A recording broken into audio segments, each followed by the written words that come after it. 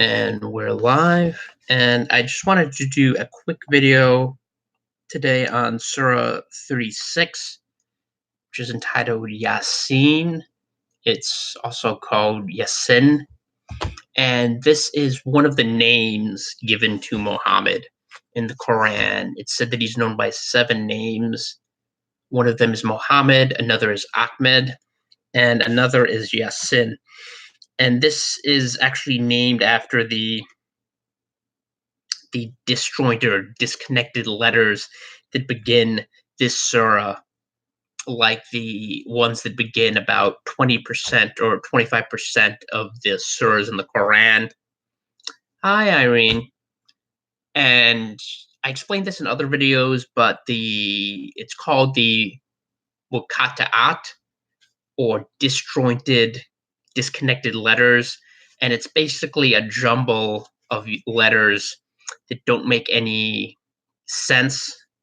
And Islamic scholars have differing interpretations of what they mean, but there's no real agreement about that.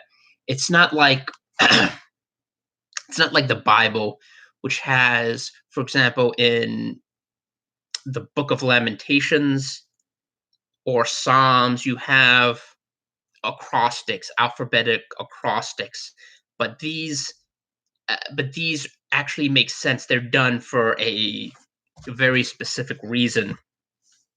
So Psalm 119, for example, has acrostics, and the verses begin with a letter from the Hebrew, each one a letter from the Hebrew alphabet, like Aleph. But this is not what Muhammad did with the Quran. The muqatta'at is just nonsense words, different letters that sound like an Arabic word jumbled together, and no one really can discern the meaning of them. So this is why when someone says you need to put the Quran in context or proper context, they're really not. It really doesn't make any sense, because there is no context to the Quran. It's not even arranged chronologically or in any sort of coherent order. It's arranged from longest the longest verses to the shortest. So you have the cow and the family of Imran and women. All of these chapters that are the longest surahs, front loaded at the very front of the Quran, and then it just gets gradually decrease in length, but there's no significance to that. In fact, you have one of the most significant one of the most significant surahs is found in the middle of the Quran, and this one, Yasin, which has been described as the heart of the Quran, is found about 2/3 of the way through the Quran, and this is a Meccan surah. So this was one of the surahs composed before Muhammad became a very powerful warlord. And it begins with the disjointed letters Yasin. And remember, this is another name for Muhammad, according to the Quran. I swear by the Quran full of wisdom, most surely you are one of the apostles on a right way, a revelation of the mighty, the merciful, that you may warn a people whose fathers were not warned, so they are heedless. Certainly the word has proved true of most of them, so they do not believe. Now, this is interesting. This is Allah presumably speaking about Muhammad and verifying that Muhammad is a prophet. And this raises all sorts of complications, because Allah, if you read the Quran, there's no real evidence that Allah is God. Muhammad attributes miracles to him from the Old Testament and he attributes victories at different points in the Quran. He attributes military victories to Allah, but there's no real evidence attesting to the fact that Allah is the one God, or that Muhammad is his apostle. So you just have all of these circular arguments trying to convince people that these things are true without actually presenting any sort of evidence. And when it says their fathers were not warned, so they are heedless, he's he, he's casting doubt on the gospel and the Torah, the Bible that had existed for close to over 5 centuries by this point in time. By the late 6th century or early 7th century, the Bible had already been in existence for many centuries. The New Testament and the Old Testament, the canon was established. And a lot of people claim, and I got into a discussion with a Roman Catholic apologist who was trying to claim that the Roman Catholic Church established the canon, which is not true. Things like the Council of Nicaea were related to establishing the nature of God and fighting back against heresies like Arianism. They had nothing to do with establishing the canon. By that point in time, the canon, the Gospels, the Pauline epistles, almost all of the canon was already firmly established, and these books were being read in churches relatively within less than a generation of the apostolic era ending. So the deaths of John and the death of Paul, these books, the Gospels, the canonical Gospels, and the Pauline epistles, all of these were already being read. There were some more controversial books like Revelation, which were challenged, but that's just a testament to how scrupulous the church was in establishing that these were the word of God. But the canon was established organically. It wasn't decreed by a church council. But all this is to say that Muhammad is rejecting the Bible, even though it had been established, and even though he didn't understand the Bible, and he wasn't really you could say he wasn't really discipled by a real believer, and there were a lot of bad influences over him, particularly heretics who were expelled from the Roman Empire and congregated on the outskirts in places like Arabia.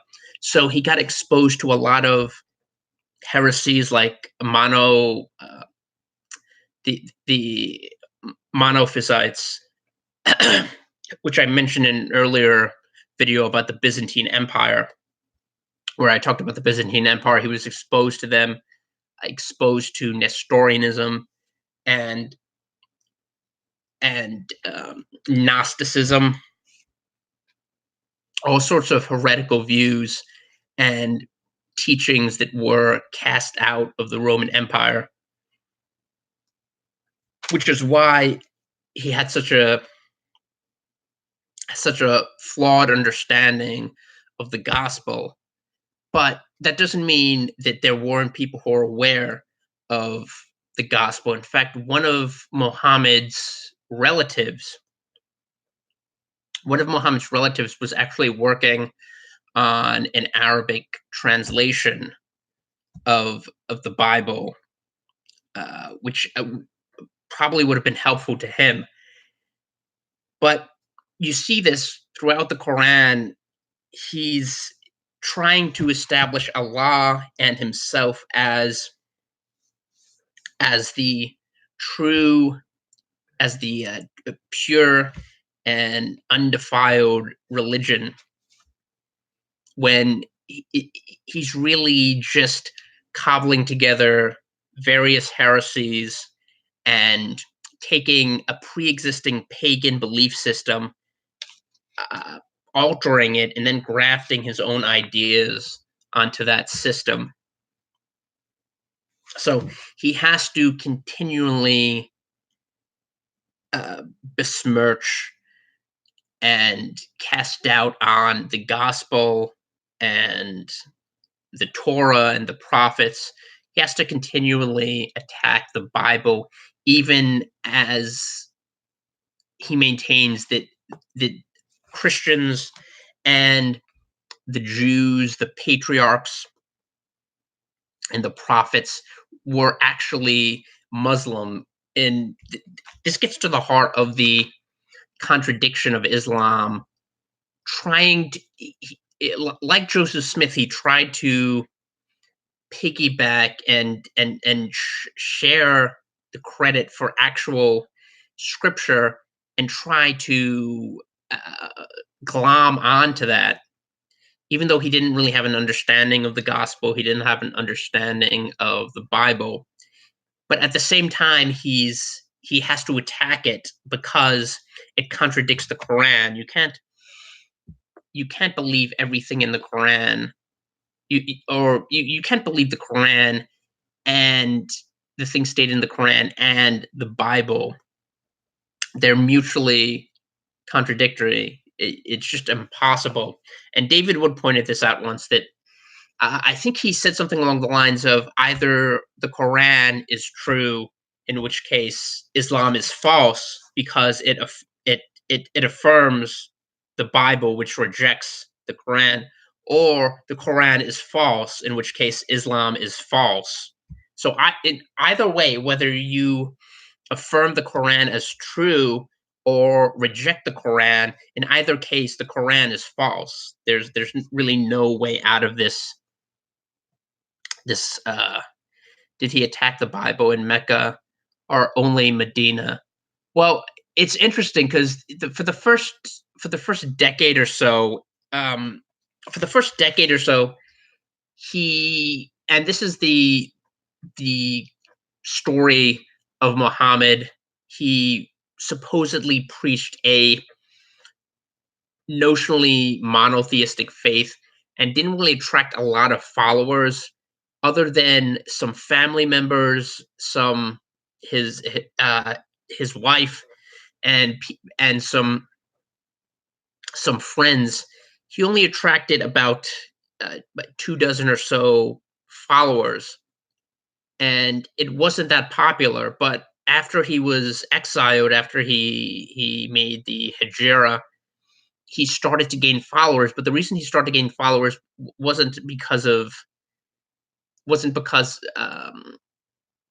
the Arabs had started to cotton to monotheism. It was because he was able to promise them plunder. And there's even there's a surah, the spoils of war, where it's described how Muhammad is entitled to the windfall. And the windfall in this case just means war booty, things that he's able to seize through wars of aggression and attacks on other tribes, some of whom he had peace treaties with.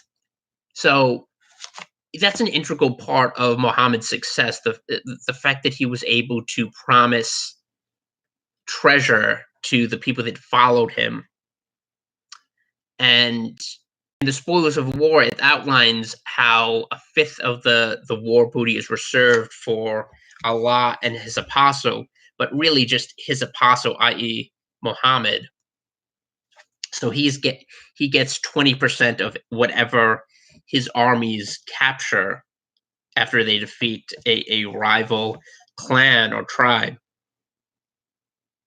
So if we go down to verse 8, it says, "Surely we have placed chains on their necks, and these reach up to their chins, so they have their heads raised aloft. And we made before them a barrow and a barrier behind them. Then we have covered them over so they do not see. And it is alike to them whether you warn them or warn them not, they do not believe." And this is interesting because it highlights the futility of Allah and the impotence of him. He's a God that's not really able to persuade people or to convince anyone who isn't already predisposed to follow Allah, to follow him. So so in contrast to the God of the Bible, for example, in Isaiah, when he he asks he asks us to come, let us reason together, and he's constantly imploring his people to listen and to listen to his commandments and to engage and to have a relationship, a direct relationship where they can actually learn what God is like and what he desires and how they should relate to him. In contrast to that, you have a God in the Quran that's completely alien from his creation. He's constantly aloof, and he has no capability. He has no capability of altering someone's thought or presenting them with evidence that might change their hostility. So it's not a God who can remove your heart of stone and replace it with a heart of flesh. It's a God that's completely remote and detached and isn't really that different from a blind watchmaker type of type of creator. Hi, Love and Light. Yeah, I'm live. Just this should be a quick video. I just wanted to point that out. The fact that you have a very deterministic God, one that's removed from his creation, and one that can't even really change the minds of people. So something like the epiphany that Paul had in Acts 9, where he's on the road to Damascus and he has a a a revelatory experience with the ascended Christ who tells him who he is, and that alters the course of Paul's life forever, and leads him to become an apostle of Christ. Something like that is completely impossible in Islam. It's just not. Allah is not capable of doing that, and it shows the limitations of Allah, and it just demonstrates again that Allah cannot possibly be God because God is boundless. He's supreme, and there's no limitations on what he's capable of doing, particularly when he wants to reveal himself to someone.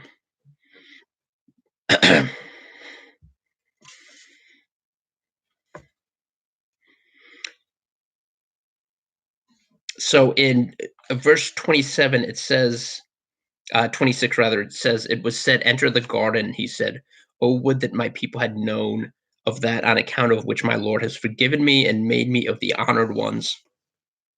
And we did not send down upon his people after him any host from heaven, nor do we ever send down. It was not but a single cry, and lo, they were still. Alas for the servants, there comes not to them an apostle, but they mock at him."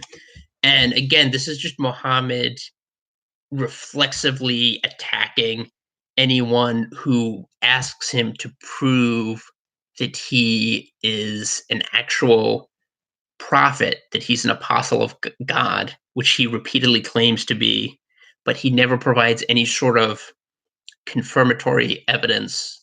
There's no miracles, there's no signs and wonders. You can read the entire Quran and not find a single miracle performed by Allah, and certainly nothing done by Muhammad that would lead you to believe that he's anything but a self-declared prophet. There's nothing. The only evidence of something miraculous happening are the military victories that proceed after Muhammad becomes a powerful warlord.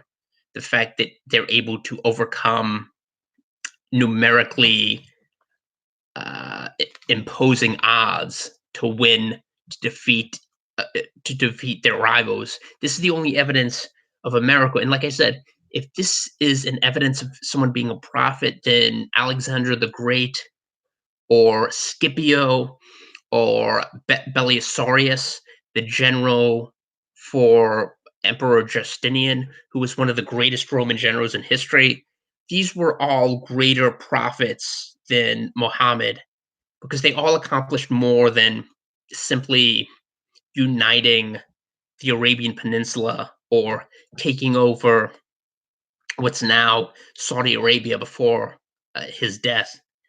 So if the only evidence of being a prophet is military victories, then even on that score, it's not a very persuasive argument. But this is something that keeps coming up. Muhammad attacks people claiming that they want to see angels or some sort of um, epochal event happen in order for them to believe in Islam and follow Muhammad. But the truth is that Muhammad never offers any real evidence that he's worthy of being followed as a prophet, or that Allah is the one God that Muhammad claims he is. And in 37, in 36, it says, "Glory be to him who created pairs of all things, of what the earth grows, and of their kind, and what they do not know. And assigned to them is the night. We draw forth from it the day, and then lo, they are dark, and the sun runs on a term appointed for it. That is the ordinance of the mighty, the knowing. And as for the moon, we have ordained for its stages till it becomes again as an old, dry palm branch. Neither is it allowable to the sun that it should overtake the moon, nor can the night outstrip the day, and all float on in a sphere." And again, there are just at least half a dozen scientific errors in uh, just that one little 4 sentence passage. They're just riddled with scientific errors. The idea that everything is created in pairs, that uh, that um, again, Muhammad did not understand astronomy. He did not understand the moon's relationship to the earth or to the sun. This is why the Quran repeatedly emphasizes the geocentricity of the universe, even though even though the Greeks had there were Greek astronomers and philosophers who had challenged this idea, the idea that the Earth is the center of the universe, but also the but also it just illustrates Muhammad's lack of knowledge, and this was why when he saw an eclipse, he thought it was a sign of the apocalypse. He did not understand. he did he did not understand that it was a normal that it was a normal event. He thought that this was something that was going to usher in the the end of time.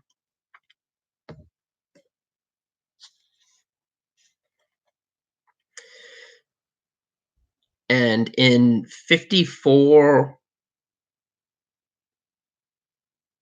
it starts describing a little bit about paradise.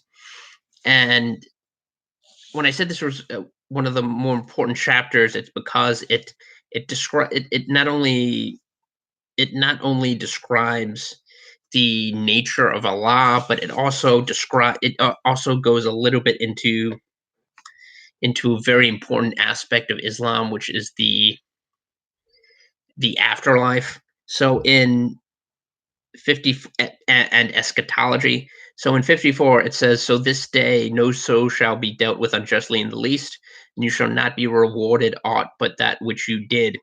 Surely the dwellers of the garden shall on that day be in an occupation quite happy.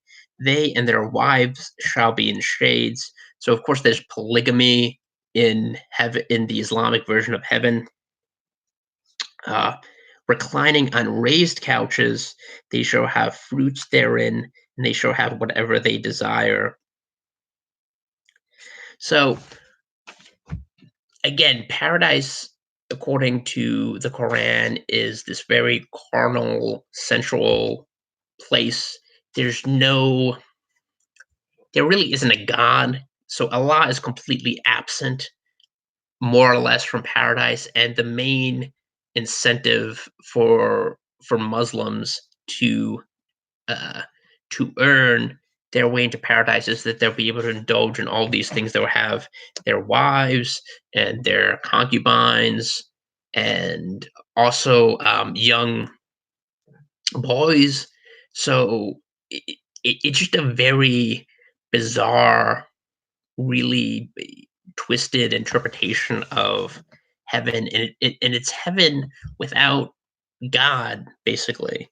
So I mean, this is as clear a description of what a Muslim would expect heaven to be like as you'll find in the Quran. And then it describes people who don't enter paradise, what happens to them. Uh, Did I not charge you, O children of Adam, that you should not serve the shaitan? Surely he is your open enemy, that you should serve me. This is the right way, and certainly he led astray numerous people from among you. What? Could you not then understand? This is the hell which you were threatened. Enter into it this day because you disbelieved. On that day we will set a seal upon their mouths, and their hands shall speak to us, and their feet shall bear witness of what they earned. And if we please, we would certainly put out their eyes. Then they would run about groping for the way, but how should they see? And if we please, we would we would surely transform them in their place, and they would not be able to go on, nor will they return. And this is another thing. The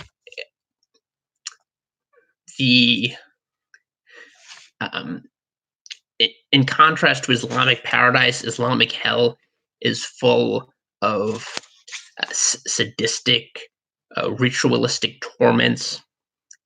And again, it's not even a punishment to be separate from God so much as just having to endure all of the sadistic, um, gruesome tortures that Muhammad could think of. So being having your eyes gouged out, and having molten lava poured down your throat, and sundry punishments, many of which Muhammad and his followers actually used to torture their enemies, or to extract confessions from the people that they had captured. So these are all part of the Islamic version of hell, Jahannam. And in 68, this is an interesting part. In 68, it says, "In whomsoever we cause to live long, we reduce him to an abject state and constitution. Do they not then understand? And we have not taught him poetry, nor is it meet for him. It is nothing but a reminder and a plain Koran." And this is interesting because Christian Prince actually did a video, a live stream about this, comparing parts of the Quran to a an Islamic poet that was alive before before Muhammad compiled the Quran, and the similarities are striking. So you have people accusing Muhammad of not only being a plagiarizer, which he plagiarized whole chunks of not only took parts of the Bible, the Talmud, the infancy Gospel of Thomas, all sorts of sources. He just purloined parts from these texts and rammed them into the Quran. But not only that, but he stole from poets and from Arabic poets and people who existed, who were contemporaneous with Muhammad, and he took their words. And unsurprisingly, there were a lot of people who realized this, just like there are people who understood when Joseph Smith plagiarized most of the KJV, that this was someone just basically stealing the thoughts of others and not accrediting them. Basically, a thief. What it comes down to is that Muhammad was a just thief, a trash compactor who would just combine all of these different things he had either been told or heard about and threw them into the Quran, and even things that are what's even stranger is that there were things that we don't even know ideas we don't even know where he got them. For example, the idea that Jews worshipped Ezra or Uzair. And I talked about this in the last video, how there's no evidence that there was any cult or or or religion where Ezra was worshipped. Um, and I explained that Ezra did have was a foreshadowing of Christ in a lot of ways, especially the way he took scripture that had been hidden after the exile, the Israel's captivity, and their from return from Persia and resettlement. He read he read the Bible to them for the first time in generations, and they had lost their language, they had lost their cultural identity, but they had also complete, completely forgotten the books of Moses and the law. And Ezra reintroduced that. So he was a foreshadowing way of Christ, but he wasn't someone who people thought was literally the Messiah or literally God.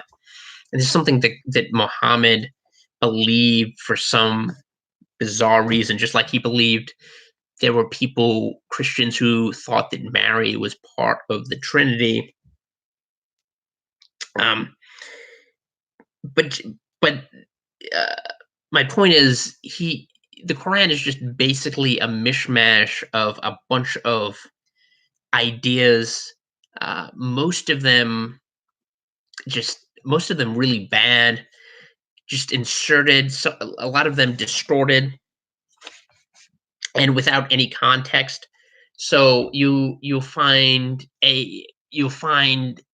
something like the encounter between King Solomon and the Queen of Sheba, and there's a commentary on this in one of the Targums, and you'll find this just inserted into the Quran with no elaboration or context, just dropped in there, and there's no point to it, and there's no connective tissue that leads you from that to the following sequence in the Quran. It's just it's just dropped there for no apparent reason.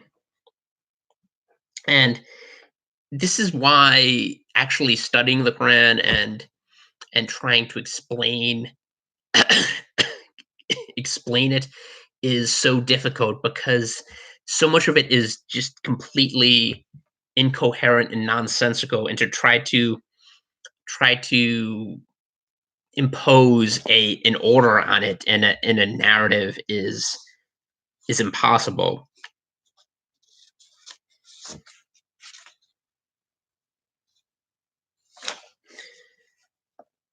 So in 76 it says, therefore let not their speech grieve you. And here again he's referring to the people who have rejected Islam. In 74 it says, and they have taken gods besides Allah, that they may be helped, but they shall not be able to assist them, and they shall be a host brought up before them. 77, does not a man see that we have created him from the small seed? Then lo, he is an open disputant, and he strikes out a likeness for us and forgets his own creation. Says he, who will give life to the bones when they are rotten?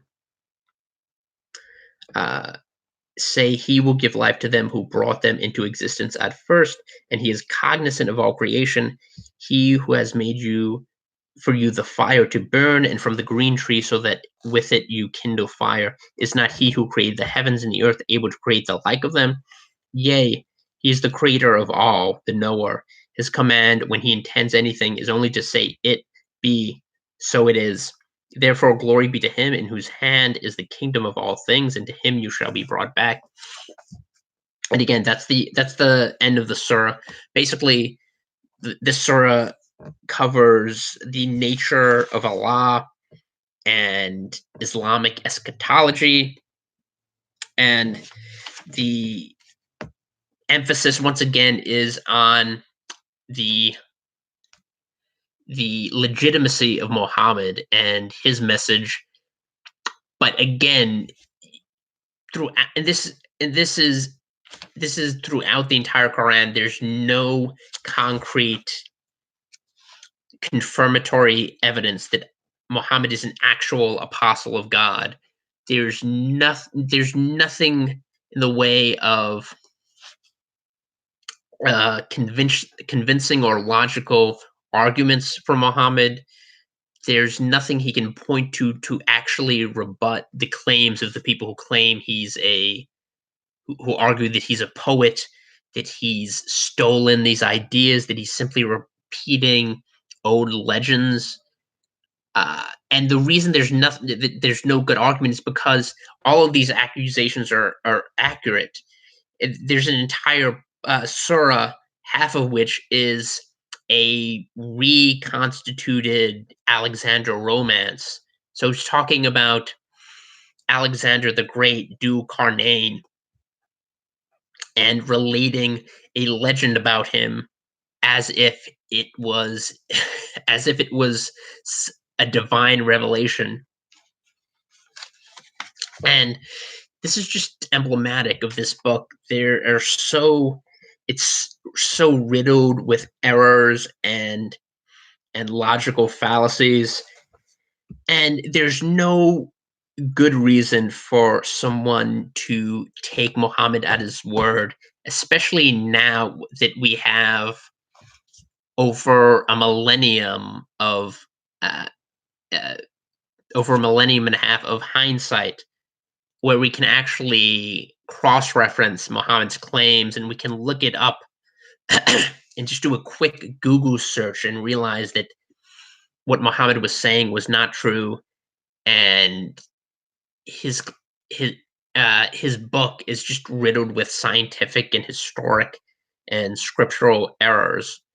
There's but even at the time of Muhammad, when we didn't have access to the internet, um, there was no way to communicate over there was no easy way to communicate across the ocean, and there were limitations. Even then, with all of the inherent limitations, people were still aware that Muhammad was lying. They were still aware that he was stealing from other sources. Yeah, Ezekiel. I talked about that in another video. The Valley of Dry Bones, and um, how it's an allegory for for uh, several. Well,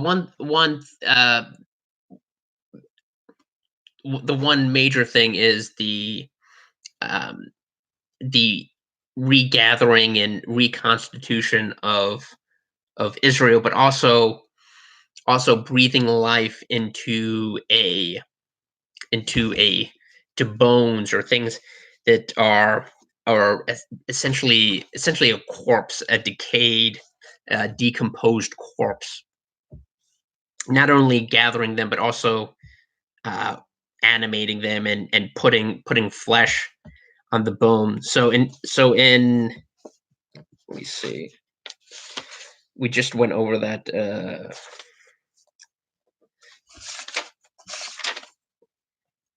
Yeah, we have created him from the small seed. Then lo, he's an open and he's trying to rebut the claims that people who deny.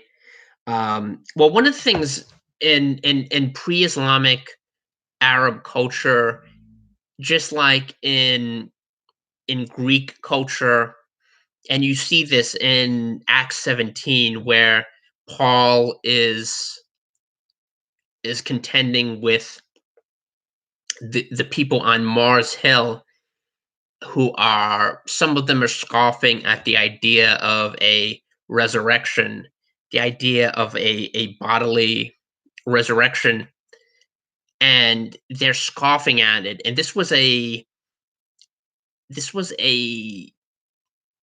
kind of a universal constant in pagan cultures, the idea of a general resurrection, and even some non-pagan cultures. I mean, Jesus obviously debated the Sadducees, who did not believe in a resurrection, and challenged him, saying, if a woman's um,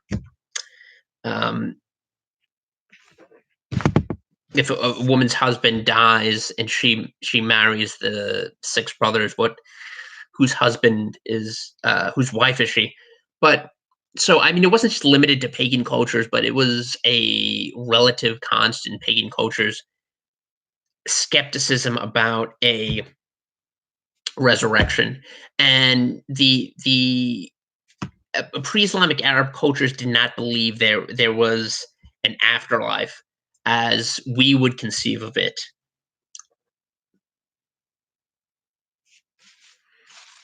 And there was no, just like how in Greek culture you had Hades, which was just a general dwelling place for the deceased. You had for the most part, there was no real belief in an eternal afterlife, or a judgment, as we would conceive of it. And Ibn Warraq describes this in his book "Why I Am Not a Muslim." the reason that Arab pagans would scoff at Muhammad, and one of the reasons was his belief, like Christians and most Jews, in a resurrection. That was one of the sticking points between Muhammad and other pagan tribes in Arabia who he would try to sell Islam to.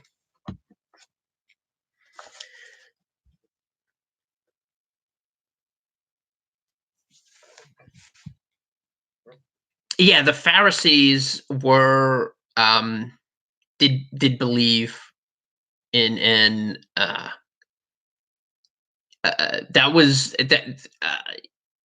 that was one of the bones of contention between the temple Ju- but between the Pharisees and the Sadducees, the idea of a general resurrection and a bodily resurrection.